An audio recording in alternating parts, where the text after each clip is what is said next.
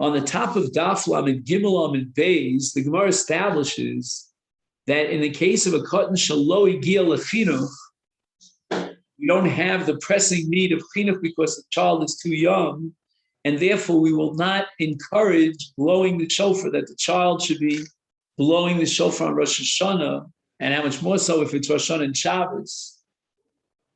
And even though the child will take his own initiative and blow the shofar on his own in order to train himself, since he's classified according to Jewish law as lo igia lechinuch, and there's no mitzvah of chinuch, then although we're not going to tell him to stop when he goes ahead and blows the shofar, but lechatchila, we don't encourage the child at this young stage, which is lo igia lechinuch, he's 5 years old, 4 years old, I don't know how old he is, to blow the shofar. This halacha that the mitzvah of the day is shofar, but yet we don't blow the shofar because of the gzeres chachamim. However, although we will not encourage actively the child who's less than the gil of chinuch to blow the shofar, we will not prevent him from doing so if he takes the initiative. This is an application of a general rule, a sugya Masechet Yevamis, on Daf Kuf Yud Daled. It'll probably be about Pesach time. No, even later till we get to that. But in any event, the halacha is that we are not allowed to feed non-kosher food to a katan. However, if the katan on his own picked up something that he's not allowed to eat, which is called the velos, we don't have to stop it. And therefore, a katan shelo igia lechinuch, and he blows the shofar, for sure we don't have to stop it. I mean, even if he would eat nevelis and treifas on his own, we don't have to separate him. But here we're talking about a katan shekvar higia legil chinuch b'shviras haShabbos. When the Gemara says that lo higia lechinuch, it means he's not mature enough to be trained to blow the shofar. You have to be a little bit older. But as far as Shabbos is concerned, even a young child will train the child to observe the Shabbos. And therefore, kevan shemikom lulei Shabbos place of mitzvahs hayom b'shofar. If it wasn't Shabbos, the mitzvah would be shofar. So we're going to allow the katan to blow the shofar, even though it's Shabbos, and he gil chinuch for Shabbos. If on his own initiative he blows the shofar, we don't have to stop him from that, even though he's considered he gil chinuch, because vis-a-vis Shabbos he's already mature enough to understand about Shabbos. The Mishnah continues, if a person accidentally blows the shofar, meaning he's trying to get stuff out of the shofar, he blows and magically a tekiah comes out, lo yotza, he has not fulfilled the mitzvah. That's called misasek. He doesn't have kavanah for the ma'aseh of creating a kol shofar. It just happened to happen. The Gemara's medaye from our Mishnah, hatokel shir yotza. If the Mishnah wanted to tell me a chiddush, it could have told me a case that's not misasek, where he definitely had in mind to blow the shofar. That was his intention, but not for the sake of mitzvah, for the sake of shir. He loves the musical element or quality in the shofar. Why didn't the Mishnah tell me that chiddush? And then I would certainly understand that if it's misasek and he didn't even have in mind to blow the shofar, create a kol shofar, then for sure he's not yotze. Apparently, in the case of Tokel Chir, he would be yotze because he does intend to do what is a ma'aseh mitzvah halachit. Lema Misayel Rav, or should we say that now we have a proof text to Rav back on Daf Chav Ches, the Omar Rava Tokel Shir Yotza, that if a person blows shofar without any intention to fulfill the mitzvah, he did intend to blow the shofar, he's not misasek, then he fulfills his mitzvah because mitzvahs ain't on Tzrichos Kavanin. L'chora, right here in our Mishnah, we have a clear-cut diuk to support Rav. Lo, the Gemara says. Dilma tokea l'shir nami misase korile. When the Mishnah uses the phrase misase, it includes the case of tokea l'shir. And therefore, he's not yotze, because mitzvah strichas kavod against Rav. Now, here the question arises, how can you classify and describe tokea l'shir as misase when he had in mind to blow the shofar, albeit not for the sake of the mitzvah, but he definitely didn't. He didn't create an accidental kol shofar. He intended to create a kol.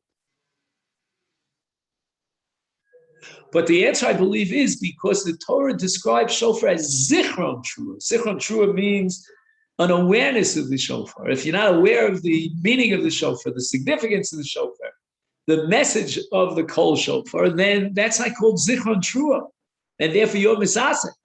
If you want to just blow musical notes out of a shofar, then you are totally not interested in the essence of the Ma'aseh mitzvah, which has to be a zikaron. It requires the mental connection to it.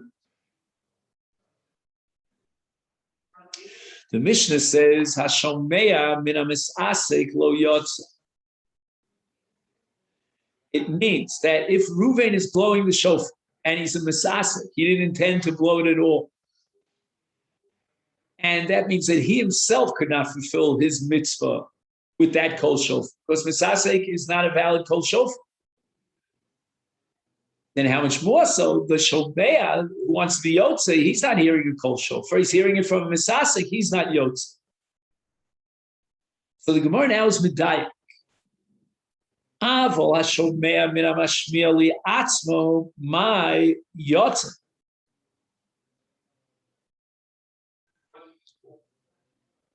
What would be in a case where the mashmiya, meaning the blower, the shofar blower, had a shofar blowing that he himself would be yotzi, but he didn't have kavana to be motzi someone else?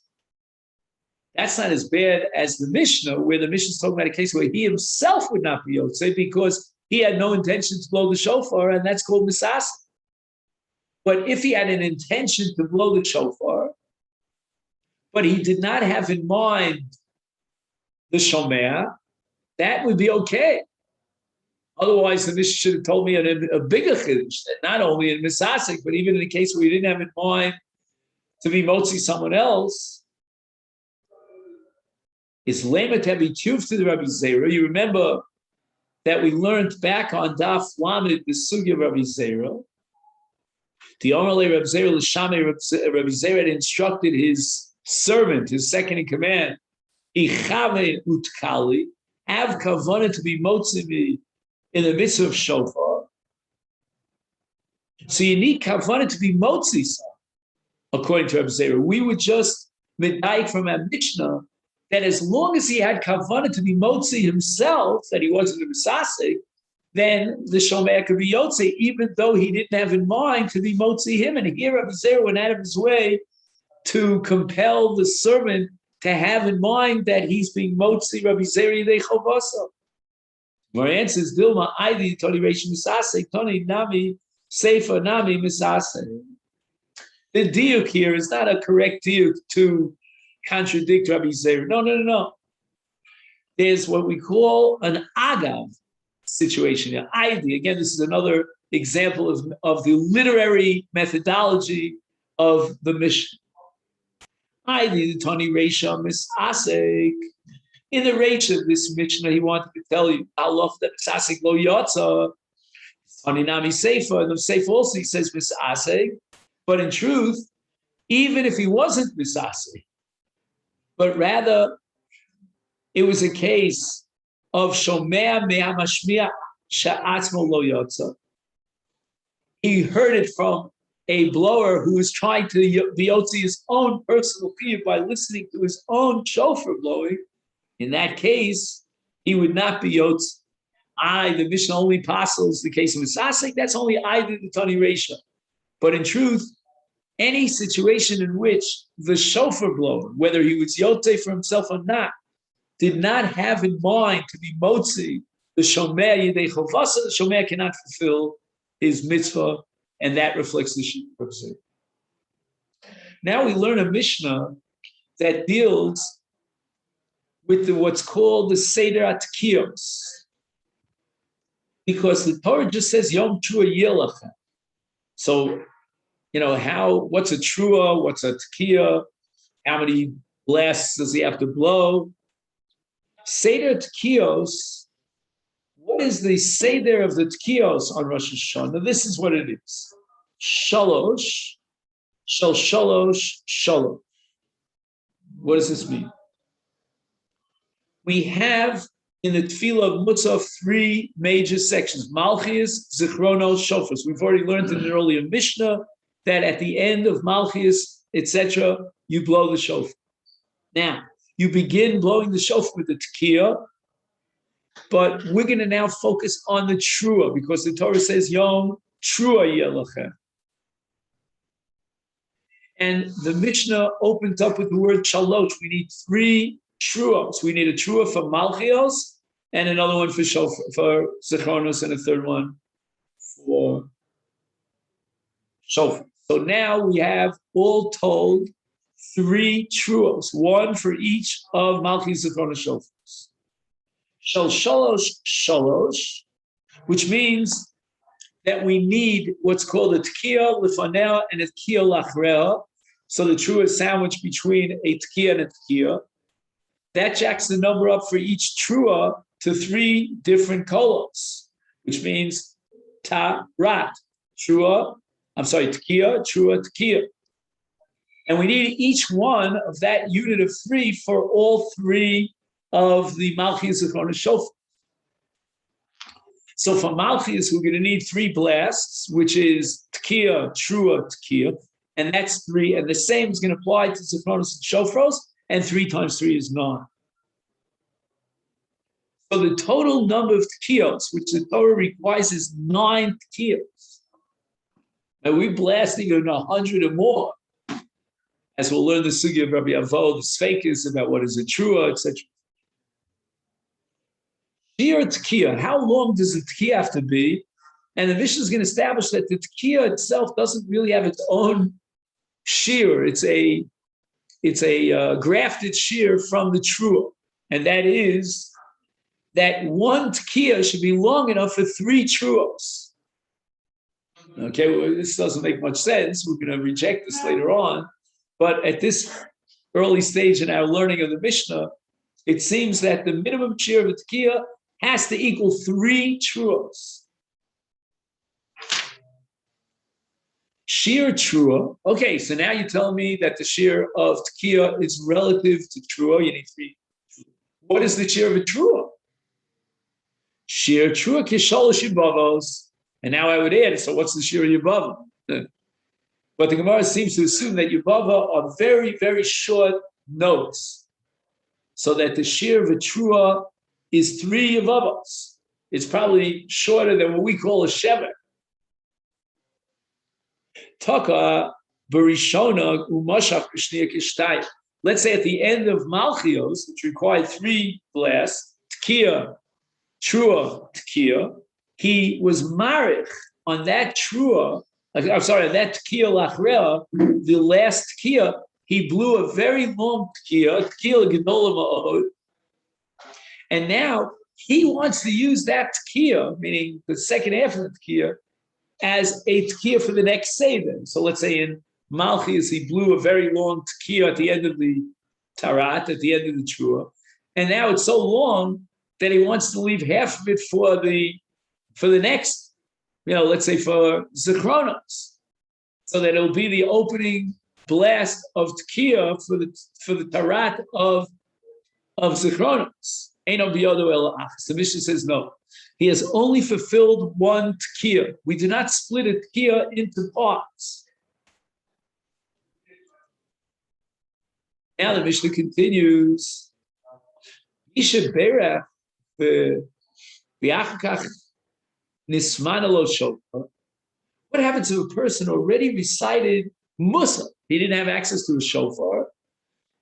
And after he finished Musaf, then he chanced upon a shofar. Tokea umiria v'tokea shalosh pa'am. 9 tkiyos. What's the Mishnah coming to be mechadish? So I saw something really interesting here. I'm not sure who he's quoting. I think it's Rav Moshe Kaziz. What do you say? Oh, right here. Yeah, you have it on the page, Rav Moshe Kaziz? Yep. Wow. You must have a very fancy Gemara. I don't have. Anyway, he says that the Chiddush is that he doesn't need to daven again. You might think that once they organize the Tkiyos al Seder ha-brachos, meaning in Musaf, we have to blow the Tkiyos at the end of Malchus Shofos, and he didn't do so, he didn't have access to a shofar, let him daven again. But Mach Malon, the Mishnah wants to teach me that no, he doesn't have to daven a second time, he'll just blow the nine blasts.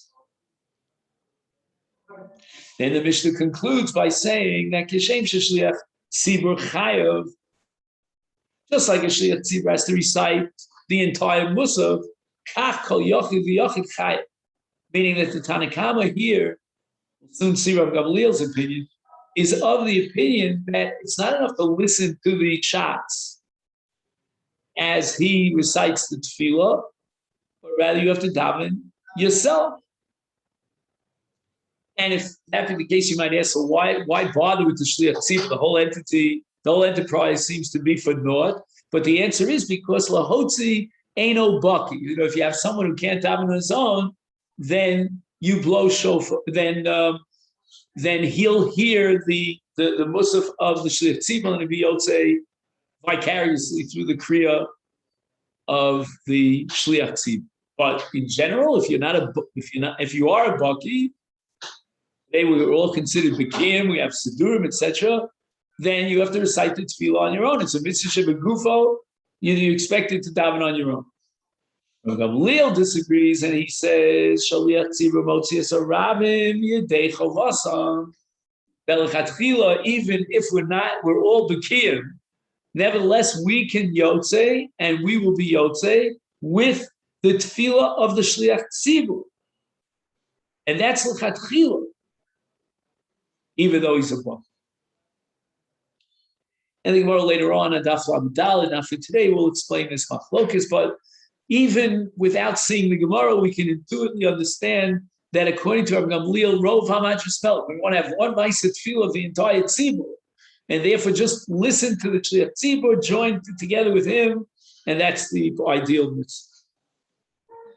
The Gemara now is analyzing the Mishnah that says that the shear of Tkiyah is shalosh truos. How could that be? Vasanya shir tkiyah kitrua. This is something that a child learning in cheder knows, that the shir of a tkiyah is equal to a trua. So Abaye says that even the Mishnah didn't mean what we think it meant, and really the Mishnah means that the shir of a tkiyah equals a trua. How does Abaye work that out? Meaning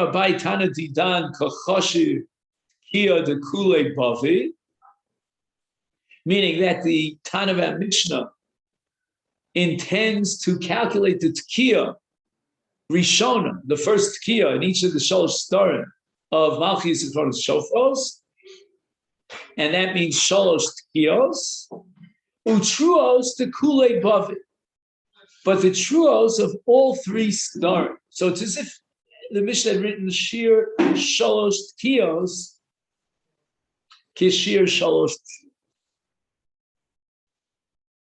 Tana Bra, but rather Tana the Brisa Kachashi.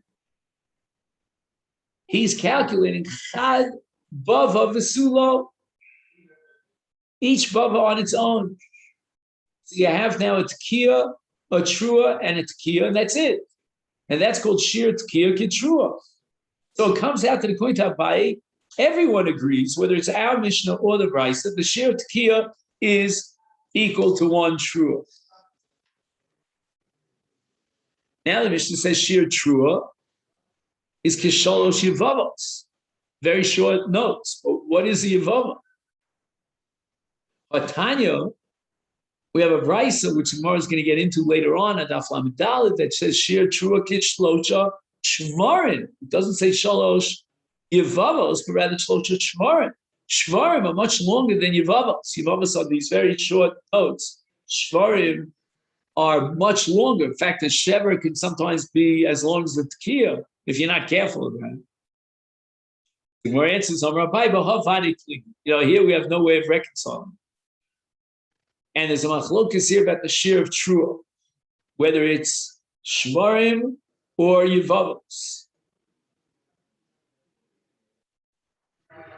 Again, when we say shvarim, we mean 3 shvarim, and when we say yevavos, we mean 3 yevavos. But what is the shir of a trua? Is it 3 yevavos or 3 shvarim? Because the shvarim are longer than yevavos, as we'll soon see. So it comes out that as far as the shir of trua, there's a machlokes, and the mela, as far as the shir of tekiah, there's a machlokes, because the shir of tekiah depends upon the shir of trua. So once you have 2 opinions about what the shir of trua is, whether shalosh yevavos, which are very short notes, or shalosh shvarim, which are longer notes, in either case, you need that the trua should be, that the tekiah should be equal to the trua. And therefore, when you argue about the shir of a trua, whether it's kiyavava or kishever, then memela ipso facto you're arguing about the shir of the tekiah, because the shir of tekiah is equal to that of the trua. Now Abai goes back and revisits this machlokes to look for the root of the machlokes. It says in the parasha of the mitzvah of shofar, Yom Trua Yelachem. And now we look into uncle is Umitargaminon Yom Yebava Yehelachon. It means that the Trua is a Yebava. That's how the Targum interprets the word Trua. Now, what about a Yevava? As we said before, what's the shir of Yevava? And again, in Lashon B'nai Adam, Yevava certainly means very, very short notes, but we're not sure that the Lashon in the biblical Hebrew, Yevava, means very short notes.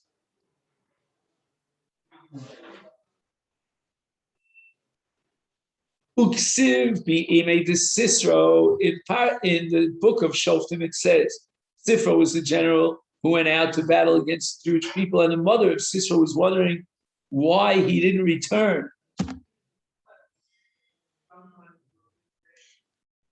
And she suspected that he was killed, and in truth, he was killed by, I think her name was Yael. Okay.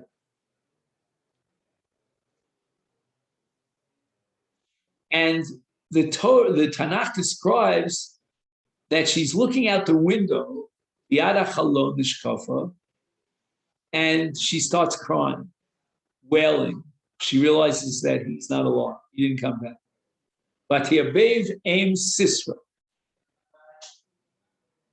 So the word Yevava here describes Aim Sisra. Shedagav Itztara Al Shadayin Lo Chazar Sisra. When we talk Kach Yavava. So we see that the word Yavava in the pasuk is referring to a kol of tsa'ar ve'anoch, kind of a krechts, as we would say in Yiddish. And that is the kol trua. The trua is a yavava, which we saw in Unkelis. And now we see what a yavava is. It's the crying of the mother when she has these kolos of tsar va'anoch. So what was the yavava of Aim Sisra? This is the subject of the machlokas between the Mishnah and the Brisa. Mar Savar, according to the Brisa, Ginuche Gonech. A trua is like shvarim aruchim ma'at, a little bit longer. They're not as long as the Kia, but this is a blast, a sound that has a certain arichus. And therefore, the kol of Yivava in the pasuk, the way we translated Trua as Yivava, the Targum, it's like an Adam Hamaganeach, Goneach Bilibo Genichos Aruchos. Follow? It's got a certain mode that extends itself. That's Ginuche Gun. Umar, some of the Tanav Mishnah holds, Yilule Yolil, very short notes, almost minuscule notes. That's called Yavava. So we have machlokas between the Mishnah and the Brayso about what is a Yavama. Mela, we're going to have machlokas about what is a Trua. And as a result, we'll have machlokas about what is a Tekiah. I mean, it's like a whole Chadgadio. Now on Yom Kippur, in introducing the 50th year of the Jubilee of Yovel, we need to blow the shofar. The Torah says, Vayikra Chafei, Va'avarta shofar Trua b'chodesh hashvi, etc. Taviru shofar b'chol artzachem. So how do we compare the dinim of Tekiah on Rosh Hashana to the din of Tekiah on Yovel? They're very similar. Tana Rabbana, we learned in the Brayso, it says with regard to the mitzvah shofar Rosh Hashana Yom Trua Yelachem. Uminayin she, how do we know that this Yom Trua, the word Trua, is the shofar? Talmud Lomar, because with regard to Tekiah, the Yovel, the Torah says, Va'avarta shofar Trua.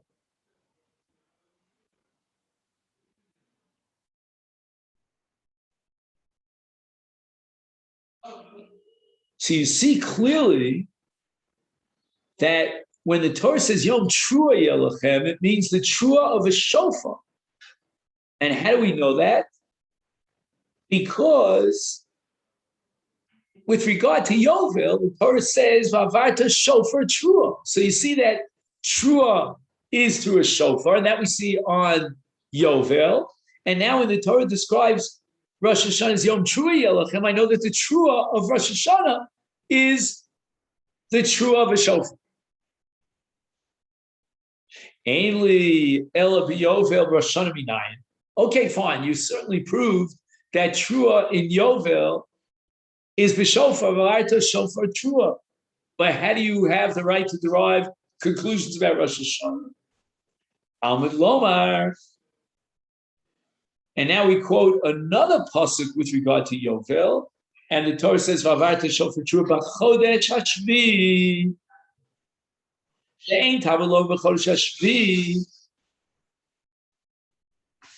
Tekiah of Yovel is on Yom Kippur. By definition, it has to be Yom Hashvi. So why did the Torah have to write Va'avarta shofar Trua b'chodesh hashvi? Totally redundant.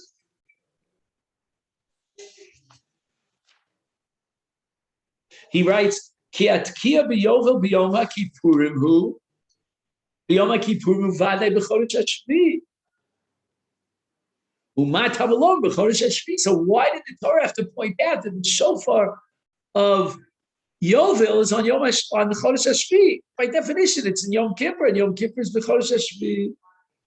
Rather, to teach us, you call truos shel chodesh hashvi zeh kozeh, to create an equation between all the truos that we blow in the month of Tishrei, the 7th month, which means not only do we require a shofar for Yom HaKippurim, for Yovel, but we also likewise require a shofar for Rosh Hashanah. The Brayso continues, Uminayin shepshuta lefanel. How do we know that before the Trua we need a Tekiah? Talmud Lomar, Va'avarta shofar Trua. And the word Va'avarta indicates a sound that is a pashut sound, not the complicated sound of a Yavava of a Trua. And that's going to be Lefanel, because the word Va'avarta means before. It's before the trua, you blow a havara of a cold poshet, which is a tekiah. Okay, fine. Vavarta will teach you that you need a tekiah before trua, but how do you know you need another tekiah after the trua? Talmud Lomar, the pasuk says at the end of this pasuk says B'Yom Kippurim Taviru shofar, again another havara shofar. And just like we said, the word havara means a kol pashat means a tekiah. So too here at the end of the pasuk, the only difference is that here he's talking about the kol pashut of the havara after the trua. Ainly elabiyovel. Once again, all these proofs that you're adducing about the requirement of a tekiah lefanei and a tekiah lachreya, that's only from the parsha of Yovel. Rosh Hashana minayin. Talmud Lomer, again we get back to B'Yom HaShvi. And here we turn to Daf Lamed Daled. She'ein Talmud Lomer B'Yom HaShvi. Chodesh HaShvi, because we know Yom Kippur is Chodesh HaShvi. Ma Talmud Lomer HaShvi. She called Truos HaChodesh HaShvi Zeh Kozeh. Equating all the Truos, both of Rosh Hashanah and Yom Kippur of Chodesh HaShvi, and they all require Tekiah Lefanei u'Tekiah La'achrei. Let's just see if we can add another little bit, because we, Baruch Hashem, we're ahead of our time. U'minayin l'shalosh shel shalosh shalosh. How do we know that we need for each one of three sdarim 3 tekiyos? Meaning we need a tekiah, trua tekiah for Seder Malchias, and another tekiah, trua tekiah for Seder Zichronos, and a third one for shofars, until we finally arrive at the magic number 9 blasts. Talmud Lomar, because the word trua appears 3 times in the Torah. Number 1 in Yovel, Havavarta shofar trua. Number 2 in Rosh Hashanah, it says Shabbos on Zichron trua. And number 3, also regarding Rosh Hashanah, not in Parshas Emor, but at the end of Sefer Bamidbar, Parshas Pivah, it says Yom trua yelachem. And we have here 3 truos, but we know that each trua requires a tekiah lefanei and a tekiah lachreya. Hence, we have 3 sets of truos, and a set of a trua means a tarat with a tekiah, strong trua, and there a tekiah, trua, tekiah, and therefore we have 9 kolos.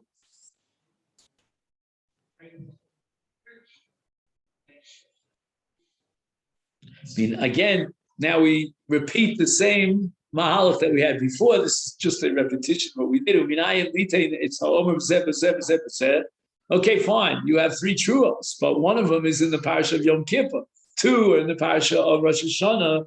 How do you know that we equalize them all? Talmud Lomar, B'Chodesh HaShvi. You guessed it. Shvi, l'gzeira shava. Why do we need the extra shvi? And the answer is l'gzeira shava, to teach me that we equate all these parshios, put them all together in one package as one unit, and we learn one from the other. Haketzad, shehein, shalosh, shehein, teisha.